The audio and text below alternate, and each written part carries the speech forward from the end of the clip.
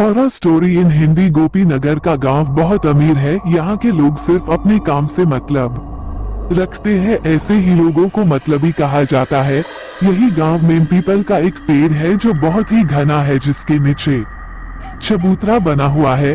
सब लोग हंसी खुशी से रहते थे, लेकिन एक दिन भिखारन बुढ़िया भीख मांगते हुए गोपी नगर गांव पहुंच जाती है। वो मोहन के दरवाजे पर जाती है और भीख मांगती है। बुढ़िया, बेटा कुछ खाना दे दो, भूख लगी है, भगवान आपको और धन देंगे। मोहन, सुबह सुबह भीख कौन मांगता है कामरपा जाने के समय, जाओ आगे। अभी मैं कामरपा जा रहा हूँ। बाहर की आवाज सुनकर अंदर से कमला बाहर आई। कमला रुको, मैं इनके लिए कुछ खाना लाई हूँ। बुढ़िया, भगवान तुम्हारा भला करे। बुढ़िया खाना लेकर चली जाती है। मोहन, क्या जरूरत थी खाना देने की, पैसे की बर्बादी करती हो। लोग सब हमसे अमीर हो रहे हैं और तुम पैसे उड़ा रही हो। कमला, तुम बिना मतलब के बात मत करो। खाना खराब हो चुका था इसलिए दे दिया।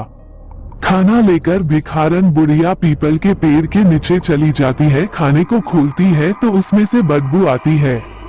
गौर से देखा तो उसमें कीड़े पड़ चुके थे। गरीब बुढ़िया ने खाना फेंक दिया और दूसरे घर में भीख मांगने चली गई और वो शीला नाम की औरत से बोली, बुढ़िया, भगवान भला करेंगे तुम्हारा, मुझे कुछ खाना दो और हाँ, गंदा खाना मत देना, मैं पहले से ही बीमार हूँ और बीमार हो जाऊंगी। शीला, हाँ हाँ भीख मांगती हो और ऊपर से फरमाइश जाओ नहीं है मेरे पास देने के लिए कुछ। गरीब बुढ़िया वहाँ से दूसरे घर में खाना मांगने चली गई। एक आदमी ने थोड़ा सा खाना दिया। बुढ़िया, बेटा थोड़ा सा खाना और दे दो, इसमें तो पेट भी नहीं भरेगा। लड़का, देखो हम इससे ज्यादा नहीं दे सकते, महंगाई का जमाना है, पेट्रोल कितना महंगा हो गया है पता है। गरीब बुढ़िया को गांव के लोगों को इतनी कम भीख मिली कि उससे उसका पेट नहीं भरता। कुछ दिन में वह और ज्यादा कमजोर हो गई। बहुत अधिक गर्मी होने के कारण एक दिन बुढ़िया को बहुत जोरों से प्यास लगती है। आस पास पानी न मिलने के कारण वो लोगों के घर जाकर पानी मांगने लगती है, लेकिन वहाँ के लोग इतने मतलबी है कि गरीब बुढ़िया को पानी भी नहीं दे रहे हैं। उसे कोई भी पानी नहीं देता है। उसे देखते ही वहाँ के लोग उसे भगा देते थे।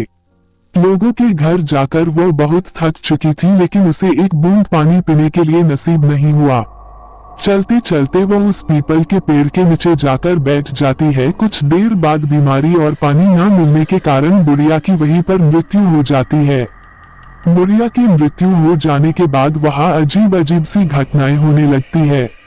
जब रात को सब लोग सो रहे होते हैं तो आधी रात को एक औरत की रोने की आवाज सुनाई देती है। ये आवाज इतनी तेज होती है कि पूरे गांव को सुनाई देती है। रोने की आवाज के साथ साथ चीखने चिल्लाने की आवाज भी आने लगती है, जिससे लोग और भी ज्यादा डरने लगते हैं। गांव के लोग ने एक मीटिंग बुलाई। सब लोग उसी पीपल के पेड़ के नीचे इकट्ठे होते हैं। उसमें से एक आदमी बोलता है, गांव वालों ये क्या हो रहा है? गांव में रोज रात को एक औरत की रोने चिल्लाने की आवाज सुनाई देती है। तभी एक औरत बोलती है, इसका क्या उपाय है? मेरे बच्चे बहुत डर रहे हैं। तभी एक दूसरा आदमी बोलता है, सभी लोग रात को अपने अपने घरों में हनुमान चालीसा बजाओ। इसके बाद आवाज आनी बंद हो गई। लेकिन एक दिन मोहन उस पीपल के पेड़ के नीचे से जा रहा था कि उसकी कार खराब हो गई। पीपल के पेड़ के नीचे से जो गुजरता था तो उसकी तबीयत खराब हो जाती थी और उसे तेज बुखार हो जाता था। तो कभी हंसने की आवाज, तो कभी रोने की आवाज, तो कभी किसी की बात करने की आवाज आती है। ये सारी बातें लोगों की डर से और ज्यादा बढ़ती जा रही थी। एक दिन अचानक गांव में पीपल के पेड़ के पास में रहने वाला एक व्यक्ति कुछ दिनों से लापता हो जाता है। सुबह उस व्यक्ति का मृत्यु शरीर पीपल के पेड़ के नीचे पड़ा हुआ मिलता है। इस बात ने गांव वालों को और भी ज्यादा डरा दिया था। कमला कोई भी शाम होने के बाद घर के बाहर नहीं निकलेगा। गांव के सब लोग अपने घर के दरवाजे को बंद रखते हैं ताकि कोई गायब ना हो जाए। मोहन और उस पीपल के नीचे तो भूल कर भी ना जाना भूत रहता है, उस पर कुछ भी हो सकता है। तभी कमला और मोहन के बच्चे बोलते हैं, ठीक है हम लोग कहीं नहीं जाएंगे। बच्चे चादर ओढ़कर सो जाते हैं। पूरे गांव के लोग बहुत डरे हुए हैं। कोई भी घर के बाहर नहीं निकलता है। पूरे गांव में मानो मातम पसरा हुआ है। मोहन और गांव के कुछ का एक साधु के पास जाते हैं और उस साधु बाबा से पूछते हैं, हम लोग एक बुढ़िया को भीख नहीं देने के कारण परेशान है, वो भूख और बीमारी से मर गई। बाबा ये सब जो भी हो रहा है उसमें तुम सब गांव वालों की ही गलती है। तुमने एक बीमार और गरीब बुढ़िया को अपने लालच और निर्दयता के चलते मार डाला।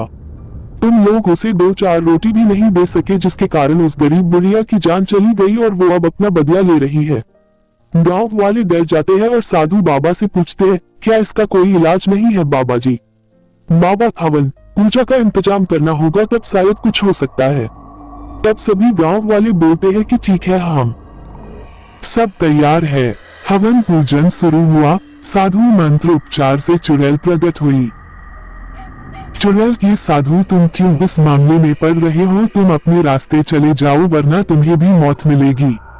बाबा देखो, इंसान से गलती हो जाती है, तुम बताओ तुम्हें क्या चाहिए? तुम्हारे नाम का मंदिर बनवा देते हैं, लोगों को परेशान करना छोड़ दो। चुड़ैल हंसते हुए बोलती है, जिंदगी पर तो कुत्ते से भी ज्यादा बुरा व्यवहार किया और अब देवी देवताओं की बराबरी दे रहे हो। मैं उस लायक नहीं हूँ, मैं चुड़ैल हूँ चुड़ैल।